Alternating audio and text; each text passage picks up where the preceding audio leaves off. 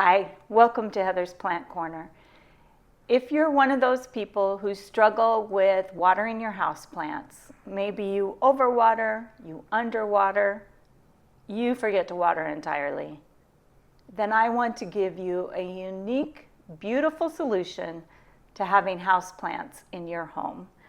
I call it my bottle garden. You find beautiful bottles and vessels to put your houseplants in water. This is usually for propagation. However, there are many houseplants that will live quite happily, indefinitely, in water.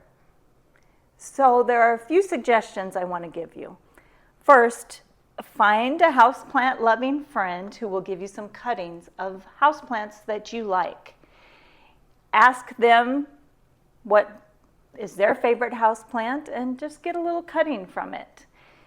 If you are going to do this cutting, Google it, because you can't always just cut a leaf from a plant.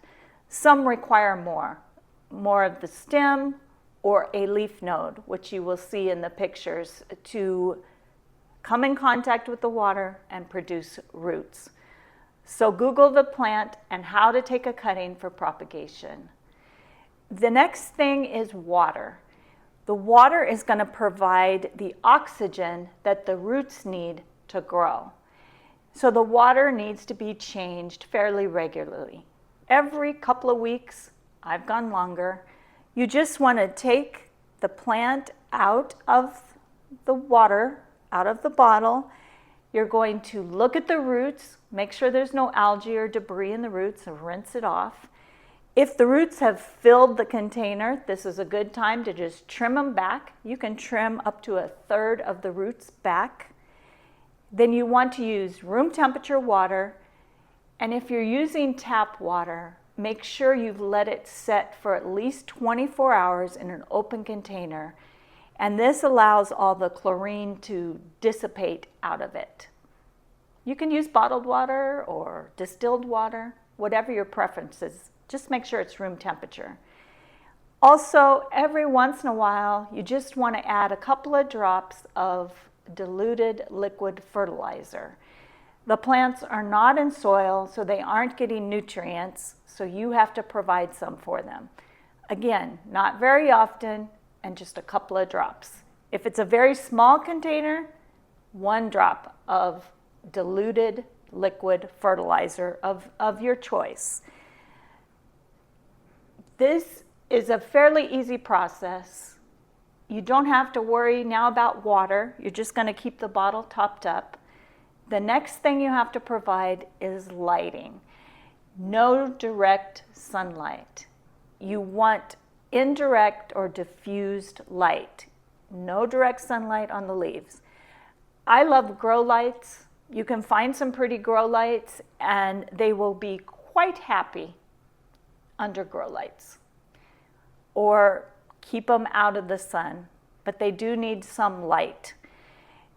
You can put multiple plants in the same bottle, and you can display them with different unique shapes, sizes, and heights. You'll see I have quite a few here, and I'll just walk you through some. Coleus grows wonderful in water and is beautiful. I also have some begonia and an umbrella in the same little vessel, which I think turned out pretty. I have rubber tree and snake plant in one. And philodendrons, they grow great in water. I really like this one. It's a heartleaf philodendron. And I found this cool stained glass sort of looking vessel at Goodwill. And also a great choice is this satin leaf,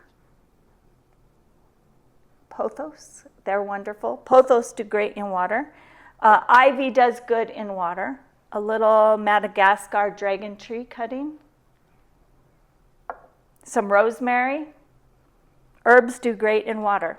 That gives you a kind of an idea of some plants, but there's actually quite a list. So go ahead and find some unique bottles, make your own bottle garden, And I guarantee you, your houseplant growing friends, they're going to be jealous of how good they're doing in your home.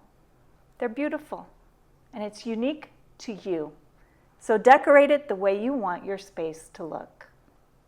I hope you're having a great day.